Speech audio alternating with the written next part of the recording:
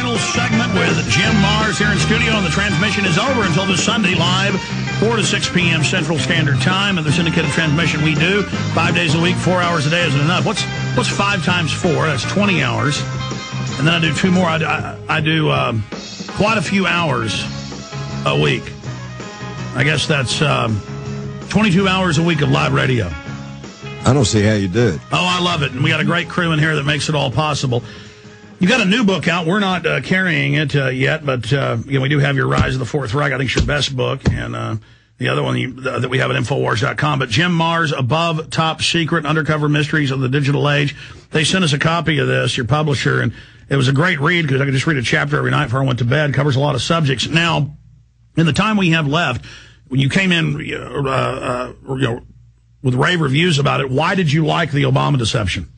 Oh, well, I would recommend everyone get a copy of the Obama deception because you're either already kind of anti-Obama, in which case you need to do your homework and get your ammunition for your arguments, or you're pro-Obama, and you really definitely need to see the Obama deception because you've been deluded. And you've been fooled. And folks, let me tell you something. This is the same thing's gone on over the past 8 years. You had conservative Republicans who voted and were staunchly behind everything George W. Bush did because they thought he was a good constitutional conservative. They didn't realize that the term neocon actually meant national socialist. Okay? Now the same thing's happening in reverse because now we got all these people who think that Obama is going to bring us some sort of change, and we're going to get away from this national socialism. He's just continuing the exact agenda with different window dressing. Yeah, exactly. And so now we've swapped national socialism for Marxist socialism. In fact, I'm sure you saw Newsweek that carried a big cover here a week or so ago, said, now we're all socialists. Well, when did we get to vote for being socialists is what I want to know. So people need to understand. They need to see the Obama deception. Plus, it's not even real socialism. It's all going to the bankers. Right. Right. Fascism. Well, this is what happened in communist Russia and the Soviet Union. They said everything was in the name of the people, and yet the people never benefited. It all went to the Politburo and the Central Committee. And it's the same thing over here. I mean, come on, people need to just wise up, and then you say, well, how do you do that? Well, number one, turn off your TV and spread the word about and talk to like people. You. Tell folks your website. JimMarrs.com, JimMarrs.com. I try to put up articles that you probably never see on the corporate mainstream mass media.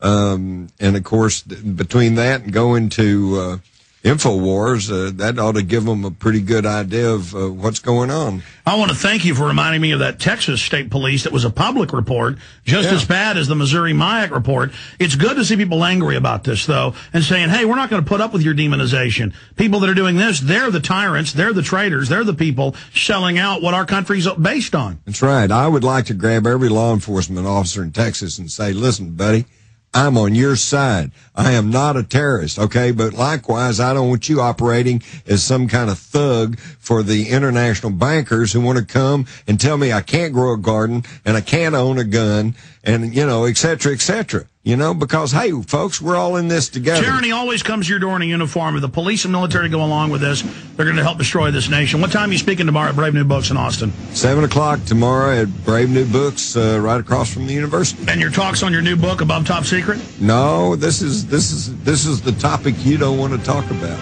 so we won't mention it. The Little Green Men?